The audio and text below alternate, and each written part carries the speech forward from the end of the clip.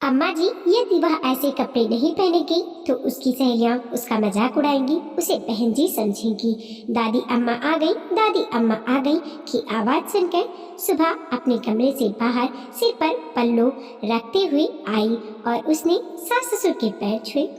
दोनों बच्चे दादा दादी से लिपटकर खुश हो रहे थे। सुबह अम्मा का पर्स उनके हाथ से लेकर बोली, आइए।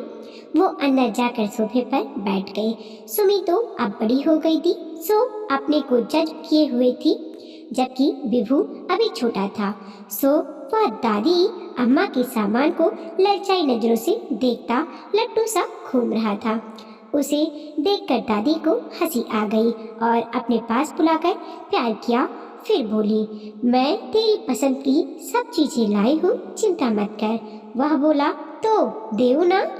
सब्र कर सुमी, आ बेटा मेरे पास आ, दूर क्यों खड़ी है? उसे पास बैठाकर प्यार करते हुए बोली, अब तो तू बड़ी हो गई है।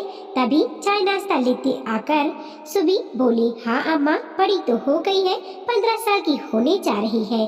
चाय पीने के बाद विभू की आतुरता को देखते हुए अम्मा ने सबसे पहले नाश्ते वाला बैग खोला। उसमें से निकाले मेवे से भरे गोंद के लड्डू, मठरी, नमकीन, मीठे खुरमे, घर का बना चिवड़ा, तिलपट्टी, रोस्टेड काजू, मखाने। विभू और सुमी तो ठीक उनके पापा माधव का भी मन डोल गया। बोले, अम्मा जल्दी दो, आप सब्र नहीं हो रहा। सुबह जल्दी से प्लेट ले आओ। सब प्यार से खाने लगी, जिसे जो पसंद आया। केवल सुबह ही थी जो कुछ नहीं ले रही थी। दादी बोली, सुबह तुम भी खा लो, एक दिन खाने से मोटी नहीं हो जाओगी। लो चखो, सब हाथों से बनाकर लाई हूँ, अनहाइजीनिक कुछ भी नहीं है। दादी के आने से बच्चे बहुत खुश थे कि अब उन्हें रोज रोज टिफिन में अच्छा खाना ले जाने को मिलेगा। रोज रोज बोरिंग ब्रेड, नूडल्स, मैगी से पीछा छूटा। और दादी कहानियाँ भी तो कितनी अच्छी सुनाती है। विभू सोच रहा था कि अब तो दादी के साथ ही सोया करूंगा। अब दादी दादा के बारे में बता दूं, वो कोई गांव के अनपढ़ लोग रहे थे, पढ़े लिखे, नौकरी पेशा, अच्छे पद पर दोनों सेवा निवृत्त हुए थे और जयपुर में अपने मन बनाए मकान में रहते थे। उन्होंने अपनी सुविधा अनुसार सारी व्यवस्था कर रखी थी और उनका वही अपने घर में मन लगता था। उन्हें पेंशन मिलती थी, सो वो पूर्ण रूप से आर्थिक निर्भर थे। उनके दो बेटे थे, माधव और राघव। वो अपनी इच्छा अनुसार दोनों बेटों के पास जाते और कुछ समय रहकर अपने घर लौट आते। हालांकि उनके बेटे उनसे साथ रहने की कहते, किंतु वो यह कहकर टाल देते, अभी हमारे हाथ पैर चल रहे हैं, हमें अपने ढंग से रहने दो और तुम भी अपनी तरह रहो। बुढ़ापे में जब हाथ पैर काम करना बंद कर देंगे, तब तो तुम्हारे ही साथ रहना है। अभी हम अपने रूटीन में व्यवधान नहीं चाहते। अब बच्चे बड़े खुश थे। रोज टिफिन में तरह तरह के पराठे, कभी आलू के, मूली के, मेथी के, कभी आलू की सब्जी, पूरी, कभी उपमा। दादी उनकी फरमाइश के हिसाब से बना देती, जबकि सुबह थोड़ा आलसी प्रवृत्ति की थी, उससे इतना सब कुछ खटरोग सुबह उठकर नहीं होता था। दूसरे, वह इन चीजों से परहेज करती थी। उसकी नज़र में ये चीजें अनहाइजीनिक हैं। इससे मोटापा, कोलेस्ट्रॉल बढ़ता है और वह अपने को बहुत ही आधुनिक समझती। सो उसकी सोच थी, डिब्बा बंद चीजें खाना, मैगी, नूडल्स, चाउमीन, पास्ता खाना आधुनिकता की निशानी है। पराठे या अन्य नाश्ता ओल्ड फैशन है। दादी उसे समझाती, आधुनिकता के चक्कर में पड़कर बच्चों को ये फास्ट फूड मत दो, उसमें प्रिजर्वेटिव होता है जो बहुत नुकसानदायक होता है, किंतु सुबह पर कोई असर नहीं होता। वो सोचती, दादी तो पुराने जमाने की बातें करती है, किंतु अब जमाना बदल गया है। सुबह अपनी अधिकांश समय फोन पर सहेलियों से बात करने में, शॉपिंग करने में, ब्यूटी पार्लर में, अपनी किटी पार्टीज में जाया करती। सो घर गृहस्थी पर ज्यादा ध्यान न देकर काम चलाओ तरीके अपनाती। वह ज्यादातर पैकेट फूड, बाहर खाना, उनसे ही काम चला अपने को आधुनिक नए जमाने की समझती।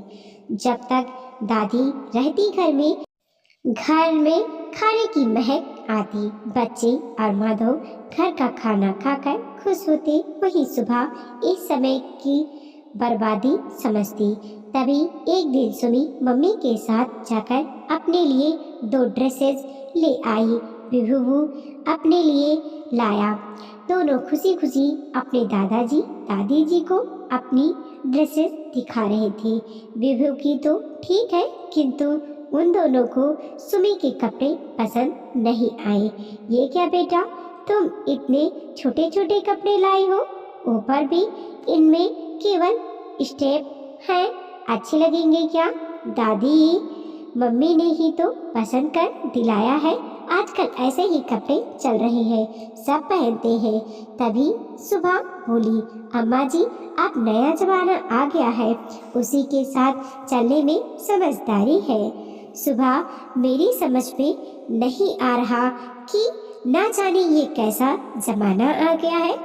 तुम माँ होकर बेटी को ऐसे कपड़े पहनाओगी जिसमें उसका बदन ढके कम दिखे ज्यादा। यदि बच्ची जिद भी करे तो तुम्हें उसे समझाना चाहिए, पर तुम तो उसे आगे होकर ऐसे कपड़े ऑफर कर रही हो। ये तुम्हारी आधुनिकता की दौड़ में बच्ची को तो मत घसीटो।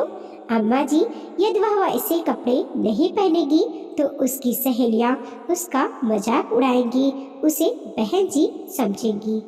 हाँ, सही कहा तुमने, ढंग के कपड़े पहनना बहन जी की निशानी है, तो ये आधे अधूरे कपड़े तुम्हारी नजर में आधुनिक होने की? सुबह बच्ची, अब तो यद बड़ी हो रही है, यह तुम्हारी सोच उसे ना ले डूबे। दादी जानती थी कि सुबह से कुछ भी कहना पत्थर से सिर फोड़ना है, कारण वह नए जमाने के प्रभाव से इतनी प्रभावित थी कि कोई बात सुनने समझने को तैयार ही नहीं थी। सो वो चुप हो गई। अब उन्होंने सोचा कि वो धीरे धीरे सुमी को ही समझाएंगी। एक दिन कहानी सुनाते सुनाते जब विभू सो गया तो उन्होंने सुमी से बात छेड़ी। बेटा, सही से बताओ, क्या तुम ऐसे छोटे छोटे कपड़ों में अपने को सहज महसूस करती हो? नहीं दादी माँ, पहले तो मुझे बहुत अजीब लगती थी जब माँ ला कर देती थी, किंतु पहनते पहनते आदत हो चली है। किंतु ध्यान बहुत रखना पड़ता है, बहुत ध्यान से उठना बैठना होता है। बहुत छोटे जो होते हैं ऊपर से भी खुले होते हैं, अच्छे तो नहीं लगते, पर मम्मी कहती है ऐसे ही कपड़ों में सुंदर लगती हो। दादी, बेटा, सुंदरता शरीर को दिखाने की मोहताज नहीं है, सुंदरता तो तुम्हारे गुणों से, बुद्धिमत्ता के तेज से चेहरे पर अपने आप झलकती है। जब तुम स्वच्छ पौष्टिक भोजन करोगी, स्वस्थ रहोगी, तो सुंदरता भी निखरेगी। बेटा, ये तो कुछ तो सिनेमा टीवी में काम करने वाली अभिनेत्रियों के ड्रेसेस का प्रभाव है, जो अब आम लोगों के सर पर चढ़कर बोल रहा है। दूसरे फैशन डिजाइनर्स का फैलाया जाल है, जिसमें सब उलझकर रह गए हैं। कपड़े वही पहनने चाहिए जो आरामदायक एवं सुविधाजनक हो। अच्छा बेटा, अब तुम भी सो जाओ, ये कैसा जमाना आ गया है। बेटी को कम कपड़ों में देख माता पिता निहाल होते हैं, उसे फैशनेबल समझते हैं। स्त्री को वास्तु समझकर विज्ञापनों में उसका मनचाहे तरीके से उपयोग करते हैं। उससे मोटरसाइकिल, पुरुषों के काम में आने वाली कॉस्मेटिक्स का विज्ञापन करवाते हैं, जो एक पुरुष भी कर सकता है, और नारी भी न जाने किस होड़ में आगे निकलना चाहती है कि वह भी कपड़े कम से कम पहनने को तैयार हो जाती है। पहले भी पिक्चर्स में हीरोइन पूरे कपड़े पहनती थी तो क्या वह सुंदर नहीं लगती थी?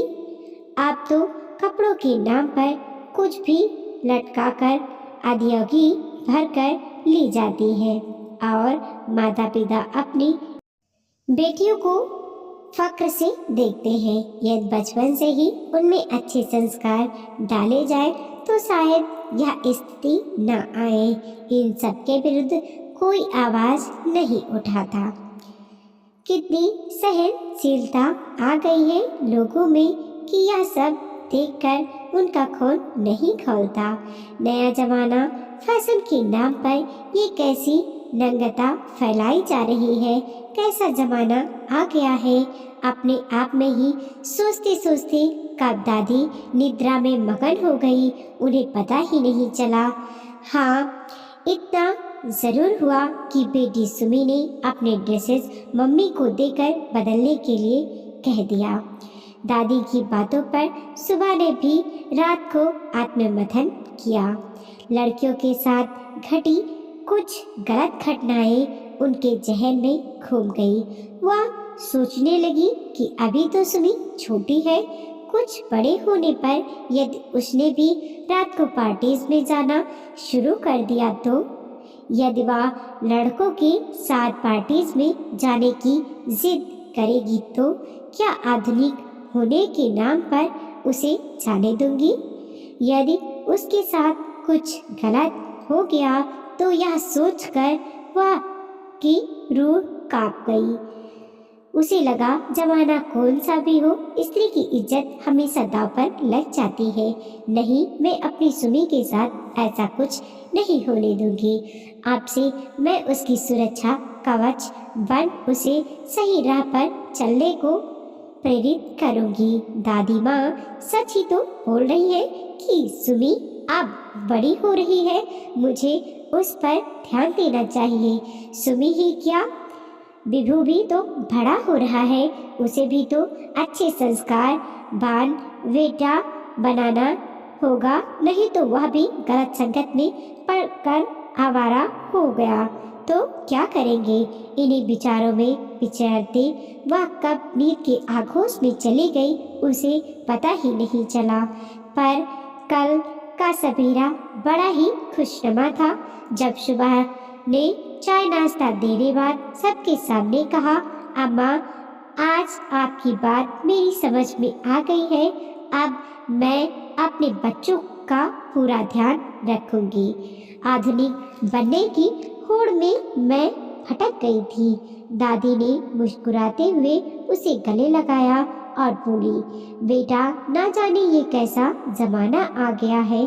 सुबह बोली, जमाना कैसा भी हो अम्मा, बच्चों को संस्कार, अपनी संस्कृति का मान रखने की क्षमता, एक अच्छे नागरिक बनने के गुण तो होने ही चाहिए। कोई बात नहीं, सुबह तुमने देरी से ही सही मेरी बात समझी तो सही। जब जागो तभी सवेरा मेरे बच्चों। पूरा परिवार दादी माँ की बात सुनकर खिलखिला उठा।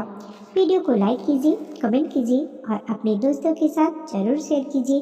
चैनल पर नए हैं प्लीज़ सब्सक्राइब कीजिए और देखते रहिए मोटिवेशनल स्टोरी। मिलते हैं और एक नई कहानी के साथ। दोस्तों, इस कहानी में किसी की भावनाओं को ठेस पहुंचाना हमारा उद्देश्य नहीं था। कृपया कर कोई गलती हुई होगी तो क्षमा कीजिएगा।